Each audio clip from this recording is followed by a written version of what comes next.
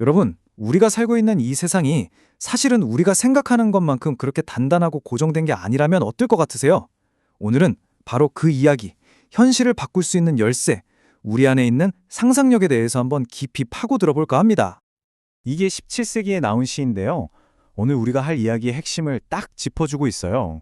우리는 그냥 유리에 비친 정해진 삶의 모습을 그저 바라보기만 하는 걸까요? 아니면 그 유리를 통과해서 완전히 다른 차원으로 나아갈 수 있을까요? 자, 오늘 우리가 살펴볼 내용의 핵심은 바로 이겁니다. 네, 가능합니다. 라고 아주 단호하게 말하고 있어요. 우리 눈에 보이는 감각이 말해주는 현실에서 상상력이 알고 있는 그런 현실로 넘어갈 수 있다는 거죠. 그럼 그 방법이 대체 뭘까요? 지금부터 한번 제대로 알아보겠습니다. 보통 우리는 그렇잖아요. 눈으로 보고 귀로 듣고 이 오감이 알려주는 것만 진짜라고 믿죠. 그러다 보면 우리 의식은 이 물리적인 현실, 눈에 보이는 사실이라는 틀 안에 딱 갇혀버리게 됩니다. 이게 바로 아까 시에서 말한 우리 시선이 머물러 있는 그 유리인 셈이죠. 그러니까 결국 우리 앞에는 두 가지 길이 놓여 있는 거예요. 하나는 그냥 주어진 현실을 그대로 비추는 거울처럼 사는 것. 다른 하나는 내가 원하는 현실을 직접 만들어 나가는 예술가처럼 사는 것. 여러분은 어느 쪽이신가요? 이 선택에서부터 모든 게 달라지기 시작합니다. 자, 여기서 진짜 흥미로운 주장이 하나 등장하는데요. 뭐냐면 우리의 진짜 나는 이 육체가 아니라는 거예요. 그럼 뭐냐? 바로 현실에 직접 뛰어들어서 사건의 흐름을 바꿔버릴 힘을 가진 것, 바로 우리의 상상력이 진짜 우리 자신이라는 거죠. 이 상상력의 눈이라는 거, 이게 바로 그 꽉 막힌 유리를 뚫고 나아가게 해주는 마스터키 같은 겁니다. 우리를 팩트의 감옥에서 꺼내주는 그런 해방의 열쇠라고 할 수 있겠죠. 자, 근데 이게 그냥 뜬구름 잡는 이야기처럼 들릴 수도 있잖아요. 그래서 준비했습니다. 이 아이디어가 어떻게 진짜 현실을 바꾸는지 아주 놀라운 세 가지 실제 사례를 지금부터 들려드릴게요. 첫 번째 주인공은 VH라는 여성입니다. 이분은 질병이라는 보이지 않는 감옥에 갇혀 있었어요. 의사들도 더 이상 손 쓸 방법이 없다고 할 정도였죠. 보시는 것처럼 상황이 정말 심각했죠. 혈전, 액, 동맥경화, 온몸이 팽팽한 철사에 묶인 것처럼 느껴졌다고 해요. 침대 밖으로는 한 발짝도 나갈 수 없는 말 그대로 절망적인 상황이었던 겁니다. 그런데 여기서 그녀는 아주 놀라운 시도를 합니다. 바로 해변이 그려진 엽서 한 장을 가지고요. 그녀는 자신의 의식을 이 고통스러운 병실 침대가 아니라 저 자유로운 해변으로 옮기기 시작했어요. 그냥 해변에 가고 싶다가 아니라 나는 지금 해변에 있다고 상상하기 시작한 거죠.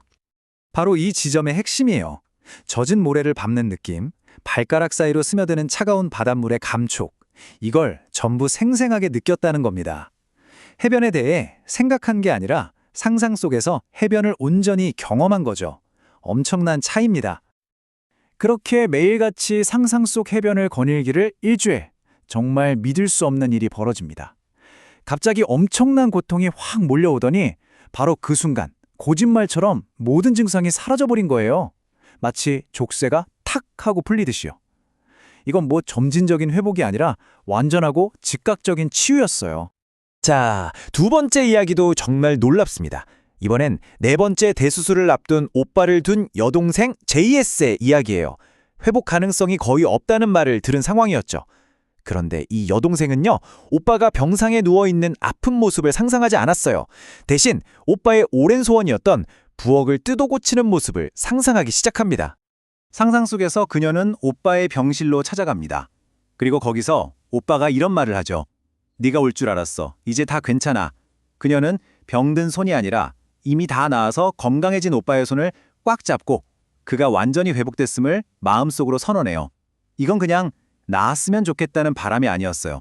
이미 나았다는 확고한 선언이었던 거죠. 그 결과는요? 정말 놀랍게도 바로 다음 날 병원에서 연락이 옵니다. 수술을 취소하겠다고요. 도저히 설명할 수 없을 정도로 오빠의 상태가 좋아졌다는 거예요.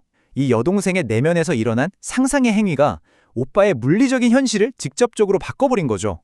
정말 강력한 사례 아닌가요? 자, 마지막 세 번째 이야기는 시공간을 초월하는 듯한 이야기입니다. 샌프란시스코에 사는 어머니가 수천 킬로미터 떨어진 런던에 있는 딸을 방문한 이야기인데요. 물론 비행기를 탄 게 아니에요. 자신의 의식을 딸의 거슬로 이동시킨 겁니다. 어떻게? 바로 그곳에 있는 자신을 아주 생생하게 상상함으로써 말이죠. 그리고 닷새 뒤에 편지 한 통이 도착합니다. 바로 런던에 있는 딸에게서 온 편지였어요. 그런데 내용이 정말 소름 돋습니다. 딸이 그날 그 시간에 거실에 있는 엄마의 모습을 실제로 봤다는 거예요.